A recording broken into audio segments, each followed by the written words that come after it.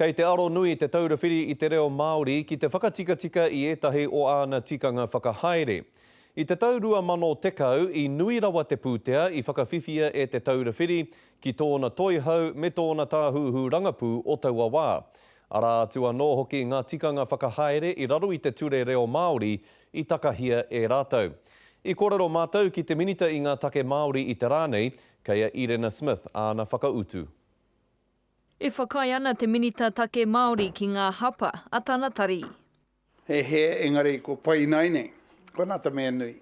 I roto i tētahi pūrongo arotake i te whakapau pūtea a te taurawhiri i te reo Māori, i kitea he nui rawa te pūtea i whakawhiwhia ki te tūmua ki a Erima Henare me te kaikapi i te tūranga hiamana a Wayne Ngata. I roto i te rima tau he neke atu i te kotahi raurua te kau mano tāra i te utu e tika ana.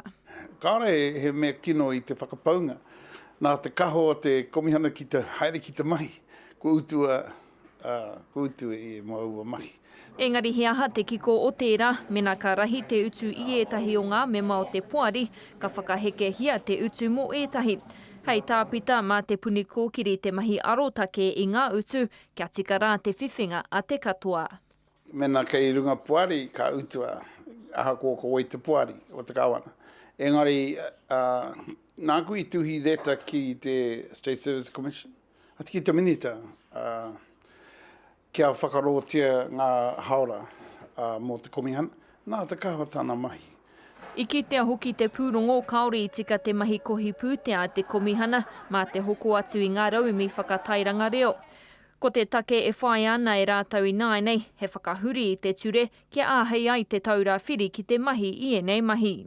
Kia hāngai rātau mo tō tātou reo, kia mau te reo, kia tuku atu, te whakaturi e tahi āhuatanga kia whakaako te reo kei roto i ngā hapu, i ngā iwi, i ngā rohe.